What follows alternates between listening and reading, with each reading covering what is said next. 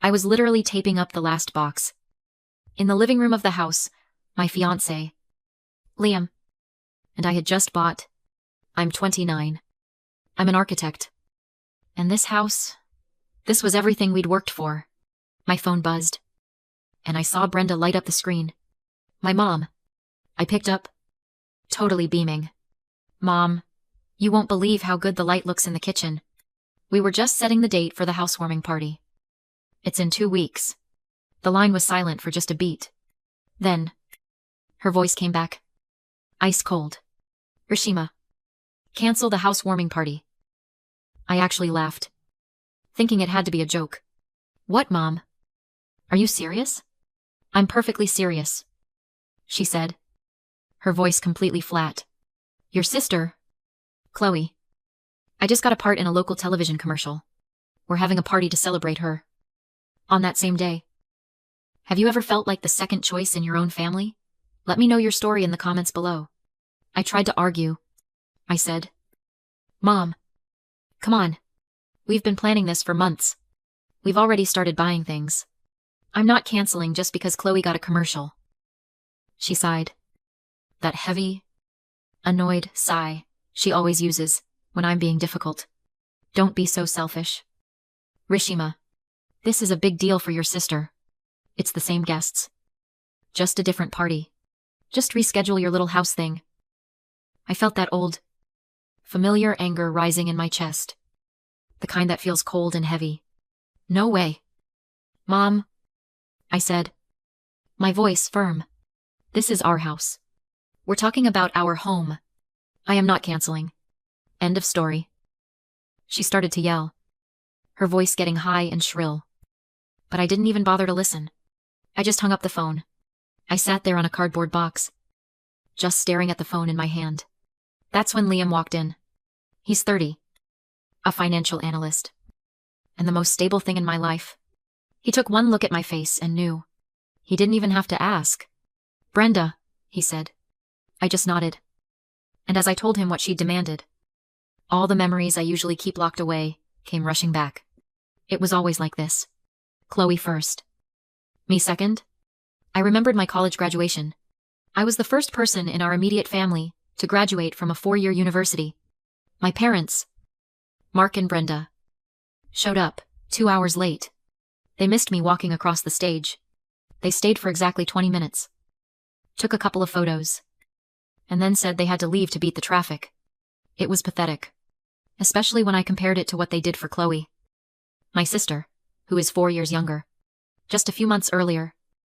When Chloe got a basic PR internship, my parents funded a 3-day celebration trip to Vegas for her and 2 of her friends.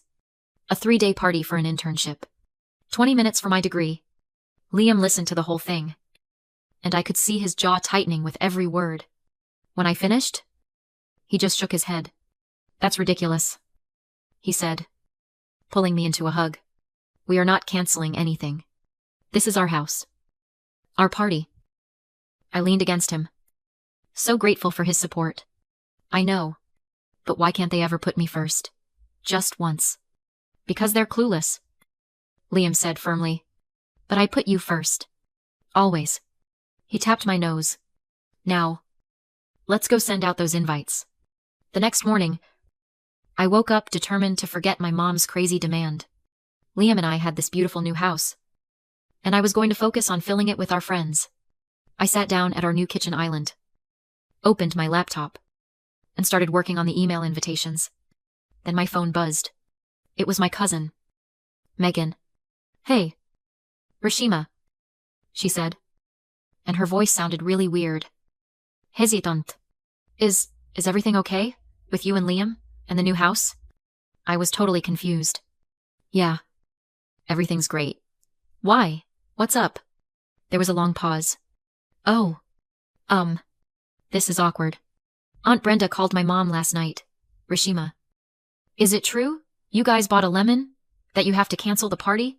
Because the inspector found serious foundation issues, and the house isn't even safe to live in. My stomach dropped like a stone. I felt the blood drain from my face. This wasn't just a simple lie, like they broke up. This was a targeted attack. I'm an architect. My entire career is built on understanding structures and foundations. This lie wasn't just trying to steal my party, it was trying to paint me as an incompetent failure. It was almost too cruel to believe. Megan. That is a complete lie, I said, my voice shaking. The house is perfect. Mom is just... She's angry. I wouldn't cancel the party for Chloe. Oh my God, Megan whispered. I'm so sorry. I had no idea. After I hung up, I just sat there in silence. Liam found me a few minutes later, holding 2 cups of coffee. He saw my face and put the mugs down. What did she do now?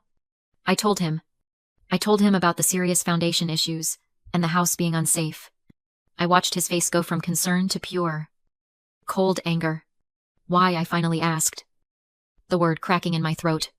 I just don't understand why she would be so malicious. It's not just favoring Chloe anymore. This is sabotage. Liam sat down, taking my hands. I know it's hard to understand, he said quietly. But you're trying to find logic in something that isn't logical. It's not about you. Not really. It's about her. And it was then I finally understood something I'd read about a long time ago, the golden child and scapegoat dynamic. For a narcissistic parent like my mother, Brenda, her children aren't people. They're reflections. My sister, Chloe, was her golden child. She was the mirror. Chloe's minor successes, getting an internship, landing a tiny part in a local commercial, were things my mom could claim as her own success. They proved to the world that she was a perfect mother. But if there's a golden child, there has to be a scapegoat. That was me. I was the container for every single thing Brenda couldn't stand about her own life. My independence, my career, my stable relationship with Liam. None of that reflected back on her. So it was a threat. My success was my success, not hers. And she couldn't stand it. By buying this house, I wasn't just building a life, I was proving I didn't need her. And by refusing to cancel my party, I was telling her that her golden child's needs didn't come before mine. That was an offense she couldn't forgive. So she had to tear my achievement down. Paint my beautiful, solid house as a crumbling failure. Because in her world, only one of us was allowed to win. We have to fix this, I said, my voice suddenly hard. The hurt was turning into something else. Determination. She's not getting away with this.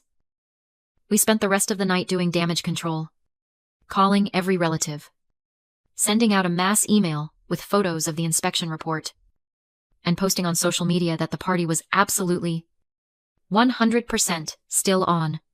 It was humiliating, but it had to be done. The day of the party arrived, and I was a complete mess. I was so nervous, I felt sick. Liam kept telling me it would be fine, that our real friends would show up. But I couldn't shake the image of us standing alone in our beautiful new living room, surrounded by food no one would eat. My mother's lie about the foundation issues felt so specific, so cutting. I was sure it had worked. Liam squeezed my hand. Ready? He asked. I took a deep breath, braced myself for the humiliation, and pulled open the front door. I couldn't believe my eyes. The house was packed. It wasn't just a few friends, it was buzzing. Smiling faces turned to greet us. And this warm, fuzzy feeling washed over me. People were everywhere. In the kitchen, spilling out onto the back patio, holding drinks, laughing. My Uncle Robert, my dad's brother, came up and gave Liam a hearty slap on the back. Of course we came, he boomed. Did you really think we'd miss this? I've got to say. Rashima, that rumor about your house having a bad foundation was the craziest thing I've ever heard. As soon as I heard it, I told your aunt. Brenda's at it again. That woman. Anyway, the house is beautiful. The foundation looks pretty damn solid to me. I laughed. A real laugh. Feeling lighter than I had in weeks. I guess it is, I said. The party was in full swing when my grandmother, Esther, who was 81 and sharp as a tack, motioned for me to come into the quiet study. She closed the door and took both my hands. Her hands were wrinkled, but her grip was strong. I know what Brenda did, she said, her voice quiet. She's always been jealous of you. You know, even when you were little. I know. Grandma. No. You don't know everything, she said, her eyes twinkling. I'm going to tell you a little secret. Something I never even told your mother. She paused, looking proud. Years ago, when you first graduated and wanted to rent that tiny studio apartment to start your career, you were short on your credit history. The landlord wouldn't approve you. I stared at her, confused. But I got the apartment. Yes, you did, she said, squeezing my hands. Because I secretly co-signed the loan for you. I never told you because I wanted you to feel like you'd done it all yourself. And you did? You paid that entire lease off early. I knew then, just as I know now. You always land on your feet. You have a foundation made of steel. Rishima, don't you ever let my daughter make you doubt it? Tears welled up in my eyes. But this time they weren't from anger or humiliation. They were from gratitude. All these years, I thought I'd been fighting alone, but I'd had this secret protector. This guardian angel, who saw me for who I really was. The next day, Liam and I were relaxing on the couch amidst the post-party mess, just smiling. When my phone rang, my stomach flipped. It was Brenda, against my better judgment.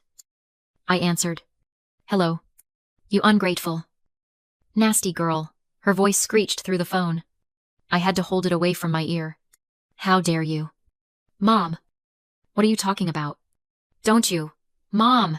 Me, she screamed. You've humiliated your sister. Only 7 people showed up to her party. 7. And they were just those nosy old aunts who'd go to anything. Lauren is crushed. This was supposed to be her moment. And you ruined it with your selfishness. I felt my patience, which had been stretched thin for decades, finally snap. Mom. I've been planning my housewarming for months. Chloe's party was a last-minute thing, and she knew it clashed. I'm sorry you're disappointed, but that's not my fault. Not your fault, she shrieked. Family comes first. Rishima. But clearly, you don't understand that. And before I could say anything else, she hung up on me. I was still staring at the blank screen where my mother's call had been when my phone buzzed again. This time, it was a text. From Chloe. My hand was shaking a little as I opened it. The message was short and venomous. Are you happy now? You ruined everything for me. I'm going to make you pay for this humiliation. I showed the message to Liam. He frowned, his eyes going dark. She can't be serious. But I knew she was. This was the shift. The problem wasn't just my mother's narcissism anymore. This was Chloe, my 25-year-old sister, promising a targeted attack. The next few weeks were quiet. Eerily quiet. I started to let myself believe that maybe the storm had passed. That Chloe's text was just an empty threat. Then, one afternoon, I got an unexpected call from Liam's mother. My heart sank. I always loved talking to her, but her tone sounded worried. Rishima. Dear, she started, and I could hear the hesitation. Can I ask you something a bit strange? Of course, I said, my pulse quickening. Well, she said. Liam's father and I received a very bizarre phone call this morning. It was from a young woman who said her name was Chloe. Your sister? The blood drained from my face. Oh God. What did she say? Dear. Well, she told us that you were cheating on Liam, that she had proof, and that we needed to warn our son before he got trapped into marrying you. I felt like I'd been slapped. This was a new low. It was one thing to lie about a house, but to lie about me, to my future family. Before I could even process the shock, Liam's mom cut in, her voice firm. Rishima, listen to me. We've known you for 4 years. We didn't believe it for a second. We told that young woman exactly where she could go. And then we blocked her number. We are not calling to accuse you. We are calling to warn you. Your sister is... well, she's unhinged. And we're on your side. 100%. I hung up, a strange mix of emotions swirling inside me. I was so incredibly touched by their immediate trust and support. And I was absolutely furious at Chloe. How could she be so cruel? But she was just getting started. A week later, I was at my architecture firm, preparing for a huge presentation. We were pitching a new design to a major potential client. This was a project that could change my career.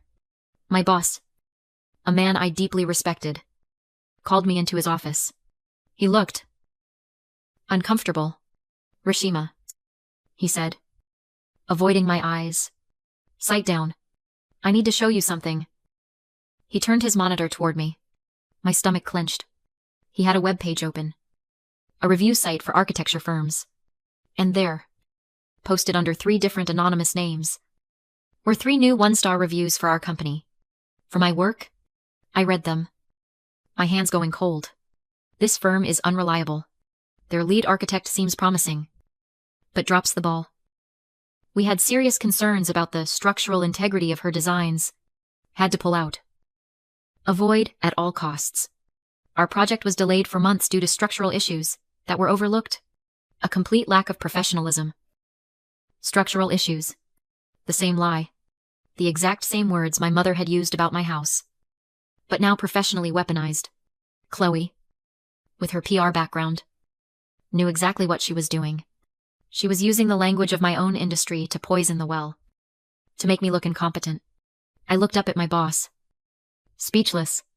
I don't know who. This is all lies. He sighed, rubbing his temples. I'm sure it is. Rishima. But the client. They do their due diligence. And then he delivered the final blow. The presentation is off. The client called this morning. They said they've indefinitely postponed the meeting.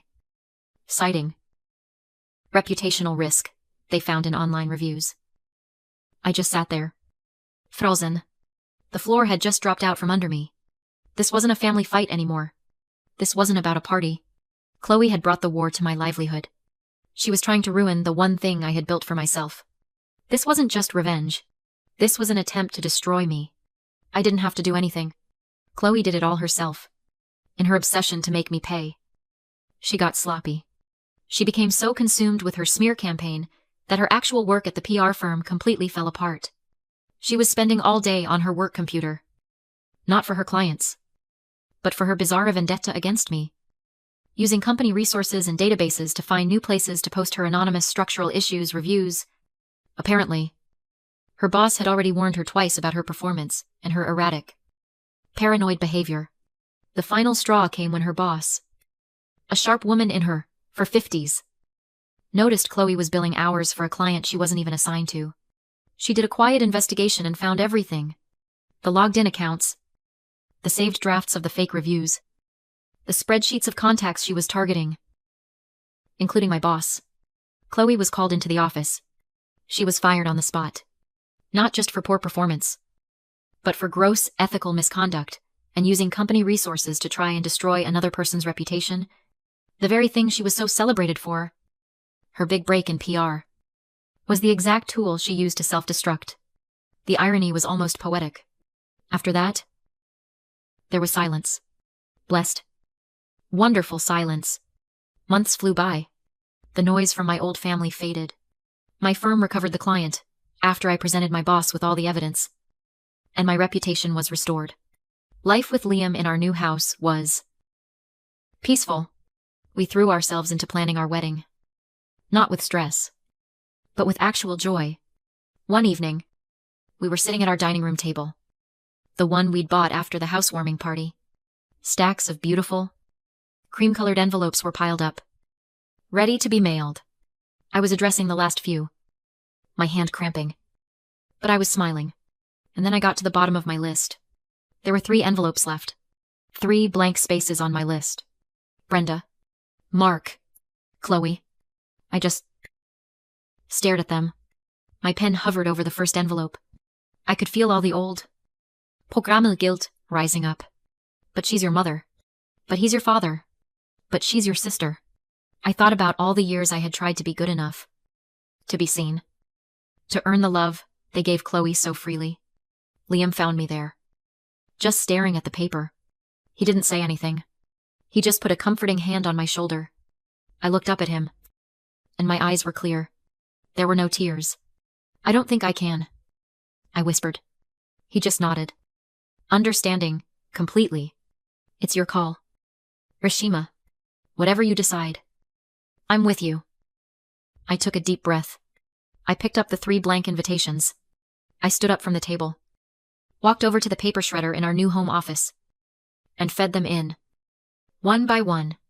The machine whirred. And that sound. That sound was the sound of a lock finally clicking open. It was the sound of a chain breaking. I felt a pang. Not of sadness, but of finality. We're taught that blood is thicker than water. It's a phrase that's used to demand loyalty, to excuse toxic behavior, to make you feel guilty for choosing your own peace. We're made to feel like monsters for walking away from the very people who have hurt us the most. But I realized, standing there, that we've got it all wrong. The original saying was, "The blood of the covenant is thicker than the water of the womb." It meant that the bonds you choose, the family you build, the people who show up for you, are stronger than the family you were just born into by chance. Letting go of my bloodline wasn't a failure. It wasn't an act of cruelty. It was a final, necessary act of self-preservation. It was the moment I stopped begging for a seat at a table where I was never wanted, and finally turned to set my own. It was a painful, bittersweet, and absolutely necessary liberation. This day wasn't about them. It was about us. And they didn't deserve to be there. The weeks flew by. And before I knew it, our wedding day had arrived. It wasn't a big, lavish affair. We held it right in the backyard of our new house. The one with the foundation that was, as it turned out, perfectly solid, standing there in the garden. Under a simple archway, Liam and I had built together. I looked out at the faces of the people who had come to celebrate with us. My grandma, Esther, was dabbing at her eyes with a handkerchief. My Uncle Robert was beaming, giving Liam a thumbs up. My cousin Megan was smiling. And right beside her, Liam's parents were looking at me with so much pride. Like I was already their own. There was no drama. No screaming. No last-minute demands. No one was there trying to steal the spotlight. It was just warm. As I reached Liam and he took my hands in his prode, I felt a deep, profound sense of peace settle over me. This was where I belonged. Later, at the reception, as Liam and I swayed to our first dance on the patio, I rested my head on his shoulder. I realized then that our housewarming party all those months ago, it wasn't just about celebrating a new house. It was the first day of my new life. It was the day I stopped fighting for a place in a family that didn't want me, and instead laid the first brick for the family I was building for myself. This was my fresh start. And with Liam by my side, I wasn't scared of the future. For the first time, I was just happy.